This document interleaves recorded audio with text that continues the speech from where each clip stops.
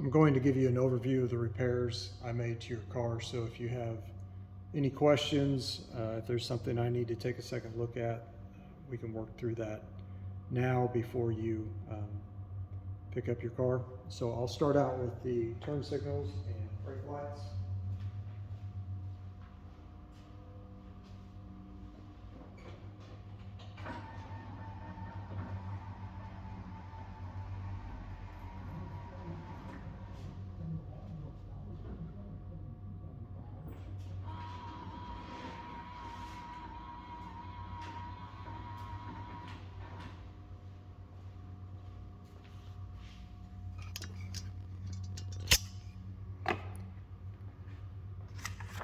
We'll move inside the car.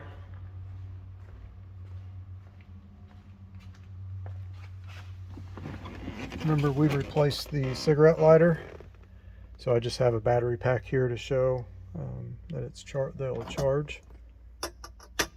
It's off right now.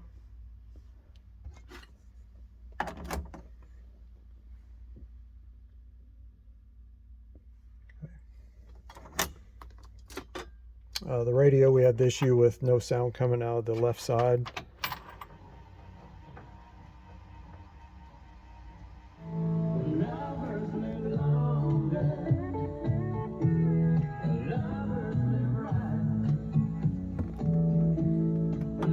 I don't know if that'll come through on the video, but both channels are working now. The emergency brake, that's been, I've added the spacer so it's not hitting the speaker. Fuel gauge is now functional.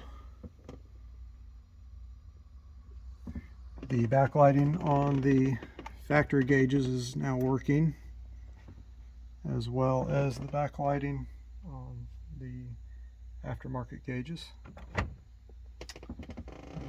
Carpet's been replaced. You've seen pictures of that. The pads and the trim on the brake and clutch pedal have been replaced. The armrest you supplied have been installed, and I replaced the bases, the armrest bases on both sides. The door panels in the rear that you supplied have been installed.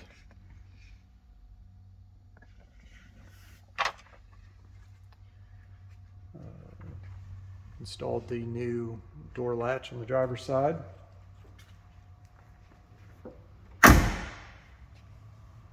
Door handle and lock cylinder have been installed on both sides.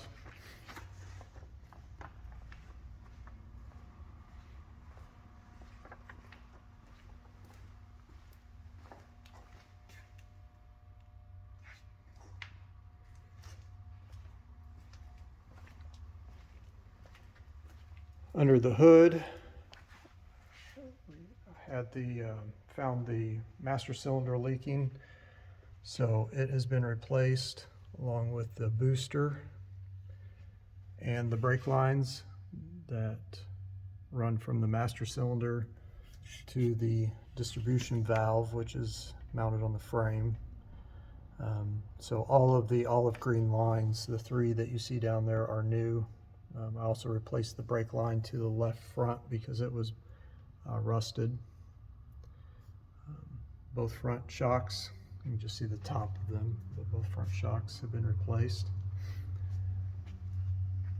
Battery cables have been replaced with 1 gauge cables, and the positive cable has been routed underneath the exhaust manifold, which the combination of the new cables and the routing has resolved the issue with the car not starting when it was hot.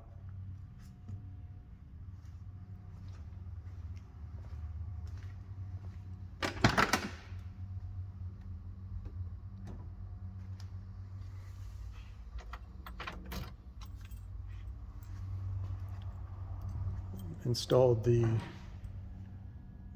trim panel on the rear seat. If you remember, that was black before.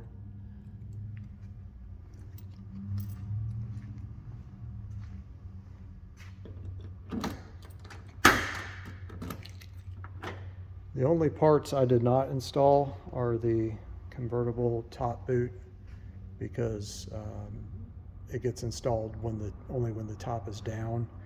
And there was also a turn signal switch in here that was not needed, so I did not install it. One thing I didn't mention was the cleanup of the wiring under the dash.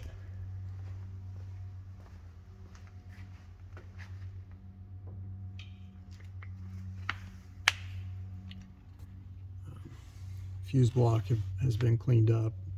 Any auxiliary fuses have been labeled. New grounds were not new grounds, but grounds were repaired, and just a general cleanup of any wiring I saw that was in poor condition or needed to be